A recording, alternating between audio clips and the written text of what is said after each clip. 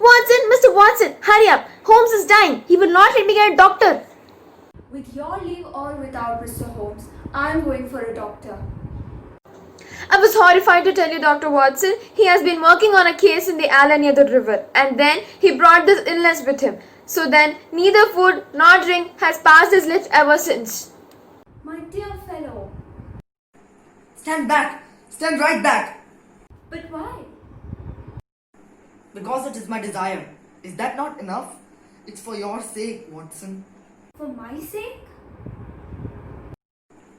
I know what the matter with me is. It is a disease from Sumatra, a thing we know little about. But one thing is certain. It is deadly and horribly contagious. Mr. Holmes, you're not yourself. A sick man is like a child, so I'll treat you. You mean well, Watson.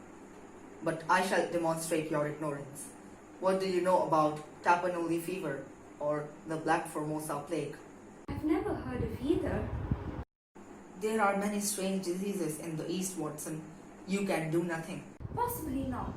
Dr. Ainstree, who is the greatest authority of tropical disease, is now in London.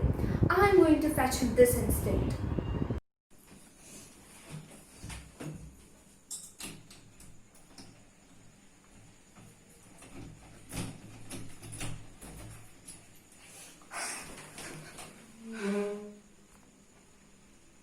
You won't take the key from me by force, Watson. Here you are, and here you will stay, until I think otherwise. It is 4 now. At 6, you can go. I seem to have no choice. None at all. Now, Watson, there is a condition that I would make. You won't seek help from the person that you mentioned, but from the one I choose. By all means, at 6, we resume our conversation. Put it down! Down this instant! That is excellent. Now you may have the kindness to place that ivory box very carefully on the table beside me.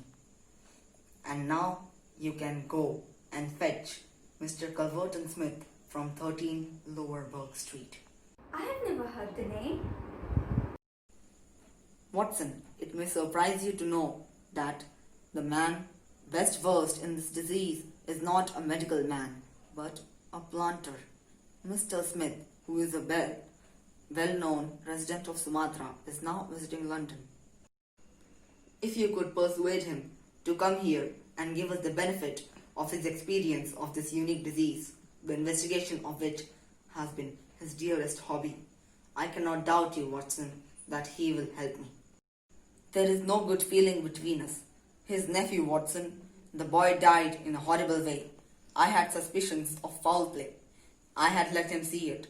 He has a grudge against me. You will soften him, Watson. I will bring him in a cab if I have to carry him down to it. You will do no such thing. You will persuade him to come and then come before him. Just make any excuse so as to not come with him.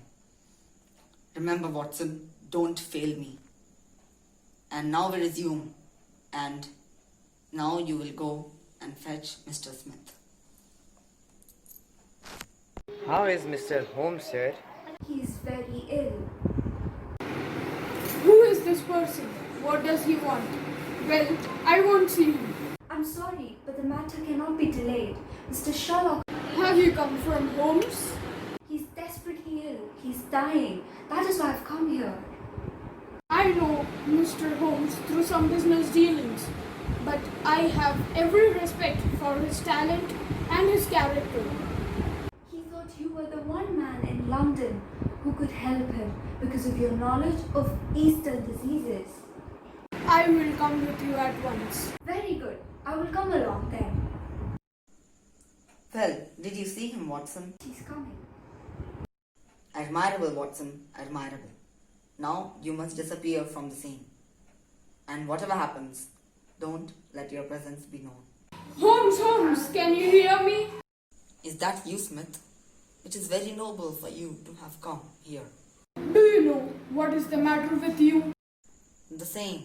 I feel very ill, Smith. Well, I should not be surprised, Holmes, Poor Victor, a dead man on the fourth day. It was certainly, as you said, very surprising that he shall have contracted as out of the way Asiatic disease in the heart of London. Strange coincide with you. Strange coincide with you, Holmes. Very smart of you to note it, but rather unkind to suggest that was cause and effect. I know that you did it. Oh, you did. Did you? Well, you cannot prove it. क्या कर रहा?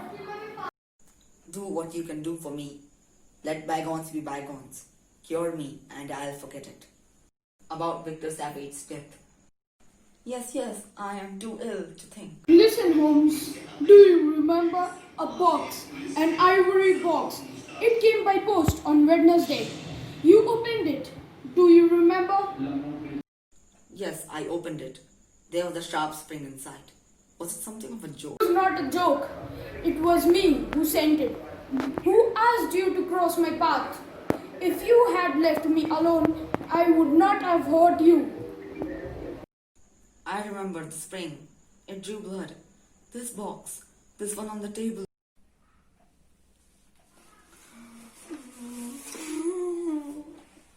The very one, and I may as well leave the room in my pocket. There goes the last shred of my evidence. But you have the truth now, Holmes. You can die with the knowledge that I, the murderer of Victor Savage, I am the one who killed you. What is that? Turn up the gas. Is there any other service that I could do for you, my friend? A match to light a candle. What is the meaning of this? The best way of successfully acting a part is to be it. I give you my word that since 3 days I have tasted neither food nor drink. All is in order, and this is your man. I arrest you on the charge of the murder of Victor Savage, and you might add the attempt murder of one Sherlock Holmes. Mr. Smith was good enough to give our signal by turning up the gas. By the way, the prisoner has a small box in his right hand pocket of his coat, which might play a part in the trial. A nice trap. Now he may pretend, no doubt, that I have said anything that he may invent. Heavens, I had totally forgotten him. My dear Watson, I owe you 1,000 apologies to think that I would have overlooked you. I need not introduce you to Mr. Smith, as you have met earlier in the evening. 3 days of absolute fast doesn't improve one's beauty, Watson. I think when we are finished at the police station, something nutritious at Simpson's restaurant would not be out of place.